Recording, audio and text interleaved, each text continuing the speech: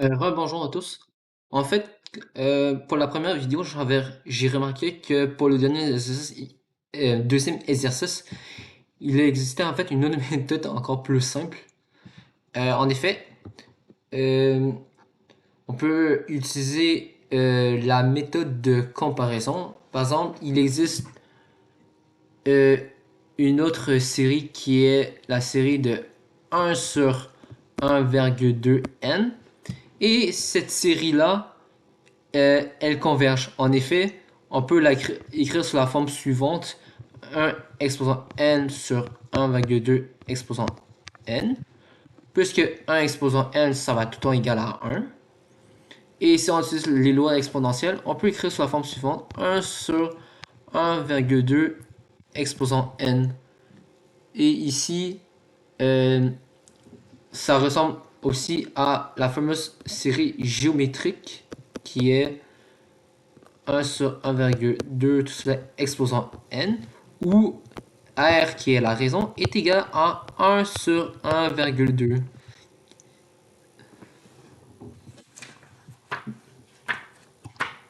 Donc, voilà, c'est en fait... Désolé pour cela, en fait, il existait bel et bien une méthode beaucoup plus simple. C'est juste que je me suis un peu compliqué la vie.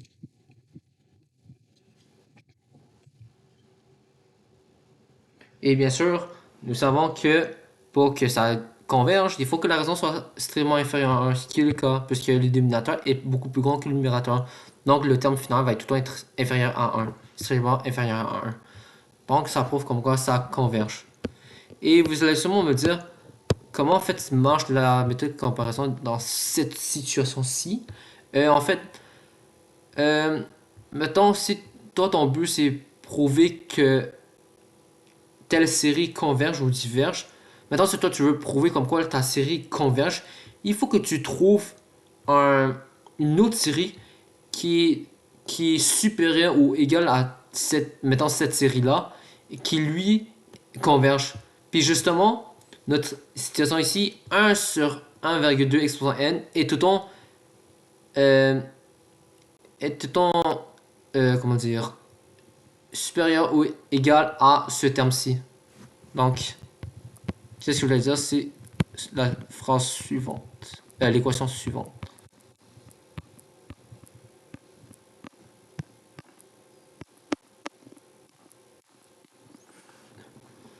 Puis vous allez sûrement me dire pourquoi. Parce que déjà, de 1, on remarque que le numérateur qui est cos de 3n, comme j'avais dit dans la vidéo précédente, il varie tout le temps entre moins 1 et 1. Donc, la plus grande valeur qu'il peut prendre, c'est seulement 1. Et de plus... Et maintenant, et mettons que cos de telle affaire de 1, ça va donner 1 sur 1 plus 1,2 exposant n. Cela va tout le temps être inférieur à 1 sur 1,2 exposant n. Pourquoi? Parce qu'on remarque qu'on sait que 1 plus 1,2 exposant n est toujours inférieur à 1, non, non, c'est pas ça. Désolé, c'est pas ça que je voulais dire. Il est tout le temps supérieur à 1,2 exposant n à cause de la présence de ce 1. Donc, en conséquence, comme ces termes-ci sont présents au dénominateur, plus le dénominateur est grand, donc c'est comme si on disait quelque chose qui est extrêmement grand, alors le résultat final va être extrêmement petit. Donc c'est pour cela pourquoi cela est inférieur à ce terme-ci. Donc voilà.